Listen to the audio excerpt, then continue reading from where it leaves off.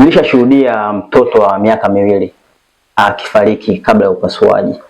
Pia nilishashuhudia mtu mzima mwenye miaka 30 na kuendelea akipelekwa chumba cha upasuaji kwa ajili ya huduma za uangalizi, yani tunasema wagonjwa mahututi. Hiyo ni kwa sababu walikula muda mfupi kabla ya upasuaji. Hawa watu wote walielekezwa nini cha kufanya, lakini hawakuzingatia. Kitaaluma, kitaratibu, mgonjwa upasa kufunga kula muda mfupi kabla ya upasuaji, yani asile pia asinywe. Lengo ni kuhakikisha usalama wake. Tunapotoa dawa za anesthesia zinaenda kuathiri mifumo mbalimbali ya mwili, ikiwemo mfumo wa chakula na mfumo wa upumuaji.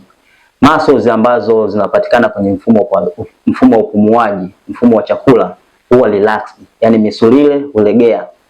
Misuli kilegea, basi hata uwezo wa mgonjwa kuprotect mifumo hiyo miwili inakuwa imeathirika. Si rahisi mgonjwa kuprotect. Kwa mfano, mgonjwa akiwa amekuja kwenye chumba cha upasuaji na ana chakula tumboni na tukampatia dawa za anesthesia, misuli ile inapokuwa imerelax, basi kuna uwezekano mkubwa sana, tunasema risk, wa kile chakula kubaki flow kutoka kwenye mfumo wa chakula na kuja kuingia kwenye mfumo wa hewa. Hichi kitu kitaalamu kinaitwa aspiration pneumonia. Ni hali ya hatari sana kwenye mfumo wa upumuaji ambao mara nyingi unapelekea mgonjwa kukaa ICU muda mrefu au pengine hata kifo. Sasa kuna utaratibu kwa wagonjwa kufunga. Kuna masaa kadhaa ambayo yanahitajika mgonjwa afunge kwa usalama wake.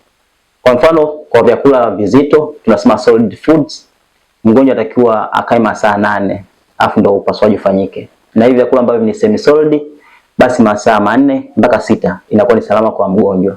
Pia mgonjwa anaruhusiwa kukunywa kinywaji plain, maji plain masaa 2 kabla ya upasuaji. Sasa hapa nipende kusema kitu. Hii ni nyakati ambayo tunaposema kwamba unaruhusiwa kunywa maji kimiminika plain masaa 2 kabla ya upasuaji. Wengi sana wanachukua hii advantage ya kupata breakfast hapa.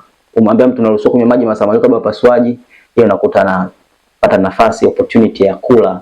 Sasa hii inapelekea hatari. Na lengo kubwa sisi tumesema tunazuia mtu asije kupata risk ya kuaspirate akiwa kwenye chumba cha upasuaji.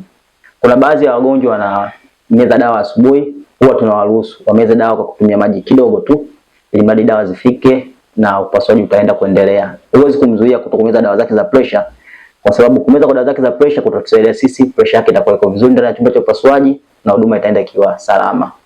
Sasa ujumbe kwa jamii, utakiwi kuficha taarifa za kuhusiana na masuala ya kula.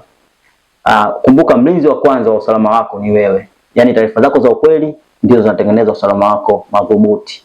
Tuambie ukweli, umekula saa ngapi na kwa nini? Tuambie ukweli, umekula saa ngapi ili tukulinde. Na tukijua tutaangalia faida au hasara ya upasuaji wakati huo. Kama basi upasuaji unataka kufanyika wakati huo, tutatafuta namna ya kuprotect wewe ili usipate hiyo aspiration.